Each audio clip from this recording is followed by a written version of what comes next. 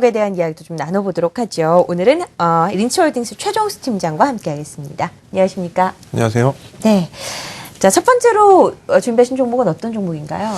네, 오늘은 첫 번째로 준비한 종목은 LED 전문 기업인 루멘스를 준비해 봤습니다. LED 조명과 TV에 들어가는 백라이트 유닛에 들어가는 LED를 주로 생산하는 기업인데요.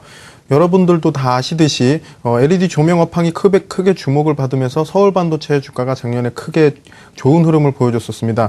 올해도 작년에 이어서 LED 조명은 충분히 좋은 흐름을 이어갈 수 있을 것이다라고 보고 있고요. 전반적인 LED 조명 업황의 흐름과 함께 루멘스가 다른 LED 관련 기업과 다른 흐름을 보여줄 수 있는, 더 주목받을 수 있는 이런 흐름을 보여줄 수 있는 이유 몇 가지도 함께 소개해 보겠습니다. 네. 루멘스가 작년 12월쯤에 한번 소개를 해주셨던 것 같은데요. 그 이후로 주가가 꽤 상승을 했었습니다. LED 시장 성장에 대한 기대감 때문이었죠. 아무래도 이 백열등 판매 금지에 대한 이슈가 가장 큰 영향을 미친 것 같은데 이 부분과 함께 이야기를 좀 나눠보도록 할까요? 네, 맞습니다. 앵커님 말씀대로 2008년 12월에 발표된 백열 전구 퇴출 계획에 따라 예정대로 올해인 2014년 1월부터 국내 시장에서 백열 전구의 생산과 수입을 전면 중단했습니다.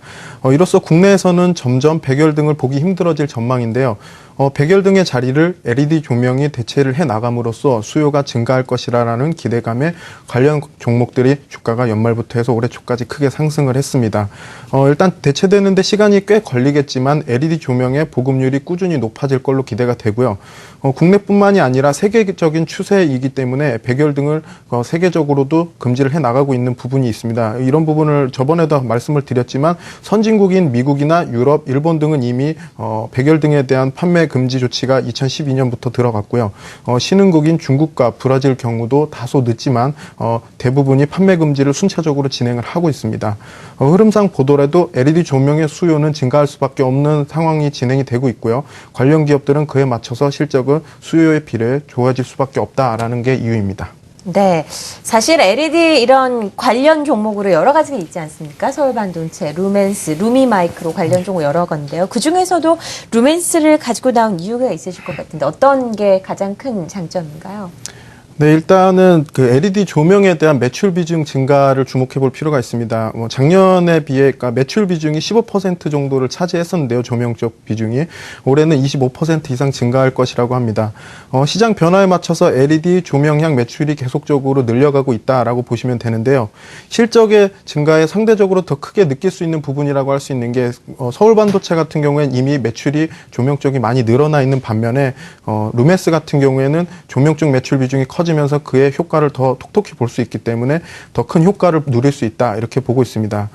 서울 반도체가 조명 쪽 매출 비중이 50%를 넘으면서 PER 30배 이상 주가에 대한 멀티플을 받았는데요. 이런 부분을 감안해 본다면 루멘스도 충분히 효과가 반영될 수 있는 부분이 있다 이렇게 보고 있습니다.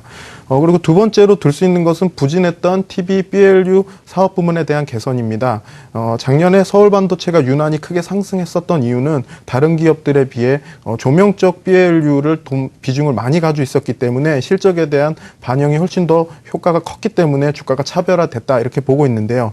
루멘스는 그에 반해 TBLU 업황의 부진 때문에 실적이 그에 같이 반영이 되면서 주가에도 영향이 있었습니다. 문제가 되었던 TBLU 부문에 대해서는 주요 고객사인 삼성전자가 재고 조정이 작년 2분기에 기점으로 해서 완료가 된 걸로 추정이 됩니다. 그리고 3분기에는 저가형 TBBLU 그리고 4분기엔 고가형 TBBLU 주문이 확대해 나갔고요. 실질적으로도 실적에 반영이 되면서 점점 실적이 개선되는 흐름을 보여줬습니다. 이로써 TV용 LED에 대한 매출 정체나 재고 조정 같은 문제는 이미 어느 정도 끝난 것 같다 이렇게 보시면 되고요. 이를 입증해 주듯이 3분기도 실적이 예상치보다 좀 잘 나왔고요. 4분기도 매출 1,703억 원, 영업이익은 1,110억 원으로 양호하게 보여져 실적 개선 추세는 꾸준히 진행이 되고 있다 이렇게 보고 있습니다. 루멘스가 다른 종목에 비해 어떤 부분이 좀 차별화되는지에 대해서 이야기를 나눠보고 있습니다. UHD TV와 관련해서도 좀 수혜를 입을 수 있다고 하는데요. 이 부분 좀 자세하게 알아볼까요? 네, 앵커님께서도 잘 짚어주신 부분인 건데요. 일단은 UHD TV라는 거는 초고화질 TV를 말합니다. 2014년까지 시험 방송을 마치고 2015년부터 방송에 본격 도입을 한다 하는데요. 이 그 UHD TV 사업을 삼성전자는 당분간 OLED TV보다는 LED 기반의 UHD TV의 사업을 포커스를 맞춰서 진행해 갈 것이다. 이런 전망이 나와 있습니다. 리포트에 그렇게 기재가 되어 있는데요. 여기에 들어가는 BLU는 기존 TV를 만들 때보다 한 30% 정도 더 많은 양이 들어가고요. 세계적으로도 아직 TV는 대형화 추세라서 적은 숫자라 하더라도 고수익을 볼 수 있는 모델이라고 보고 있습니다. 현재 점유율이 2에서 3% 정도로 굉장히 좀 미미한데요. 내년에는 올해는 10%고요. 그리고 내년에는 25% 정도로 계속적으로 증가를 해 나갈 것으로 보고 있습니다. 방송이 도입이 되면은 바로 그 도입이 된과 동시에 TV를 찍어내는 게 아니라 그 전에 이미 제품 생산에 대한 계획이라든지 이런 납품이 이루어지고 있기 때문에 삼성전자에서도 이 부분에 맞춰 강력하게 드라이브를 걸 것이다라고 이렇게 기대를 해볼 수 있고요. 그 효과는 기대 이상으로 나타날 수 있을 것 같다라는 게 제 생각입니다. 네. 그래서 루멘스는 전반적으로 산업 흐름에 맞춰서 잘 변화를 해 나가고 있기 때문에 이런 부분에 대해서 중장기적으로도 다른 종목에 비해 훨씬 차별화된 좋은 종목이다라고 말씀드릴 수 있겠습니다. 네, 루멘스가 다른 서울반도체, 루미마이크로 같은 LED 조명 관련주와 어떤 차별화된 이슈가 있는지에 대해서 알아봤습니다. 마지막으로 루멘스의 매매 전략 한번 살펴볼까요? 예, 루멘스는 그럼 차트를 보면서 한번 말씀을 드려보겠습니다. 일단 차트를 보게 되면요, 제가 말씀드렸던 12월 중순에 매수가가 9,200원이었었는데요. 목표가 12,000원을 말씀을 드렸었습니다. 지금 수급과 추세적인 흐름을 봤을 때 충분히 추가적으로 더 상승을 할 수 있을 것 같은 게요. 외국계와 기관계 수급이 꾸준히 들어오고 있고요. 추세적으로도 전혀 무너짐이 없기 때문에 앞으로도 주가는 탄력상 더 상승을 할 수 있는 충분한 여력이 있어 보입니다. 기존에 가지고 있으셨던 분들께서는 약간 홀딩 전략도 굉장히 좋아 보이고요. 그리고 신규로 생각하시는 분들은 11,000원대부터 분할로 조금씩 빠질 때마다 매수를 해보시는 것도 좋을 것 같습니다. 일단은 다시 한번 가격을 제시해 드리자면 매수가 11,000원이고요. 목표가는 상향해서 14,000원, 손절가는 10,000원으로 잡아보겠습니다. 예상하셨던 목표가에 거의 도달했던 것 같습니다. 지난 12월에 소개를 해주셨던 루멘스가 큰 폭으로 상승세를 기록했거든요. 리뷰를 포함한 종목에 대한 다시 한번 전략을 세웠다라고 보시면 될 것 같습니다. 목표가는 14,000원으로 제시를 했습니다. 자, 두 번째 종목 만나볼 텐데요. 원전 관련 기업 준비하셨다고요? 네, 두 번째로 준비한 종목은 한전기술입니다. 한전기술은 발전소 및 플랜트 관련 엔지니어링 전문 업체로서 원자력 발전소 설계랑 그리고 플랜트 사업 건설을 같이 하고 있는 이런 중견기업입니다. 작년에 원전에 대한 불안감이 커지면서 정부의 국가 에너지 기본 계획에 대한 수정이 좀 대폭적으로 조정이 됐었는데요. 그에 따라 주가가 크게 하락을 했었습니다. 향후 원전 사업에 대한 중요한 일정 몇 가지가 함께 있어서 실적과 함께 짚어봐 드리겠습니다. 네.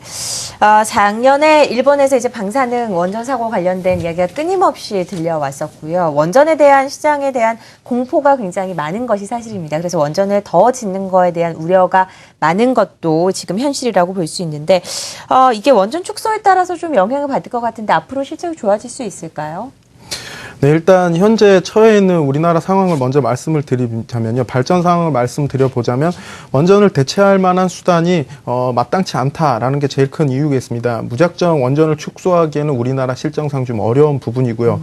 그에 이미 건설 중인 원전 그런 그 발전소에 대해서도 기존 에너지 정책이 어느 정도 다 짜여져 있는 상태이기 때문에 전면적인 수정이 쉽지 않습니다. 기존 사업을 계속적으로 진행할 수밖에 없다라는 걸 말씀을 드리겠고요. 현재 건설 중인 원전과 발주대기 원전이 한 11기 정도 됩니다.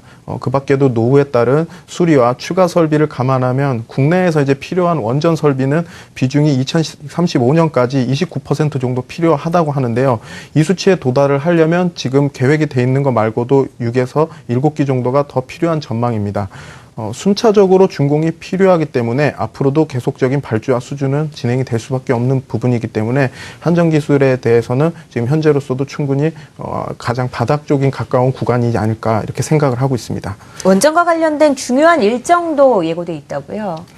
네, 앞서 말씀드렸던 그 일정에 대해서 하나하나 체크를 해보자면요. 네. 1분기에 한수원에서 핀란드 올킬로토 사오기 수주가 일단 기대가 되는 부분이 있습니다. 핀란드에서 수주가 있는데요. 네네. 이는 한전 기술이 원전의 설계라든지 조달로 이어질 수 있는 이런 상황입니다.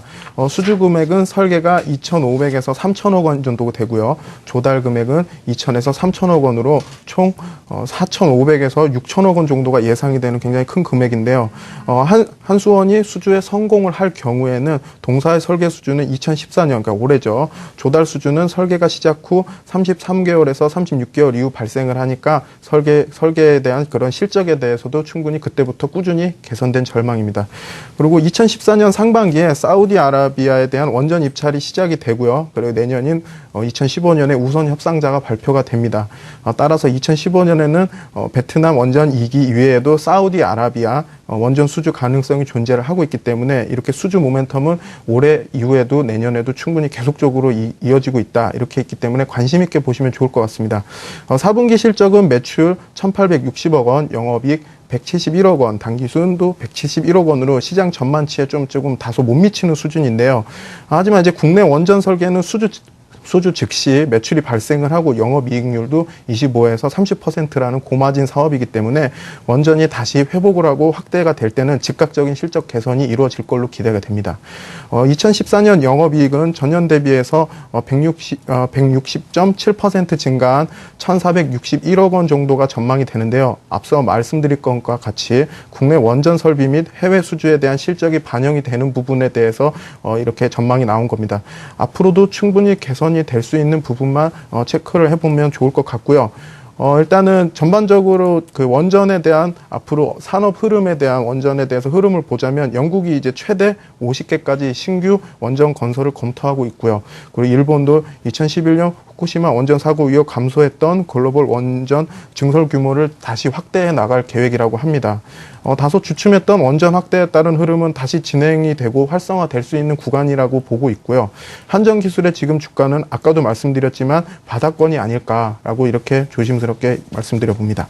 네, 한전기술에 대한 이야기를 나눠보고 있습니다. 일단 전반적인 사고 자체는 원전을 추가적으로 건립하던가 원전에 대한 우려 때문에 전반 부정적인 영향을 받고 있는 것이 사실이지만 우리나라의 현 상황상 축소하기는 어렵다. 원전에 대한 아직도 수요는 남아있고 해외 쪽인 모멘텀도 있다라는 것이 한전기술의 투자 포인트라고 볼 수 있겠습니다.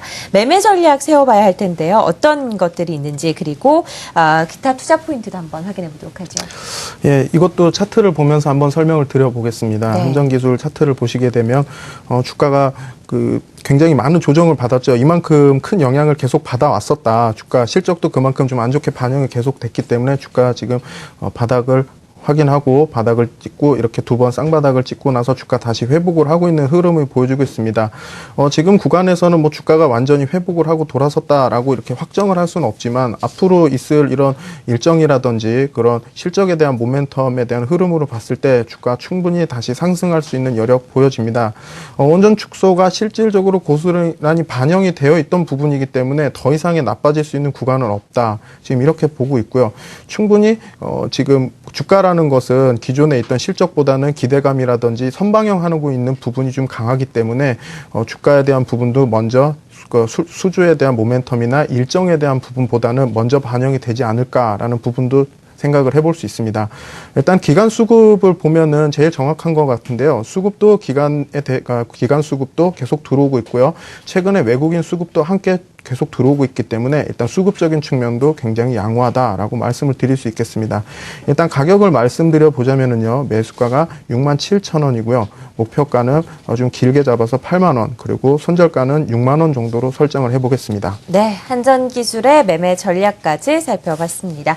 지금까지 린치홀딩스 최종수 팀장과 함께 루멘스 그리고 한전기술에 대한 투자 포인트, 매매 전략까지 세워봤습니다. 고맙습니다. 감사합니다.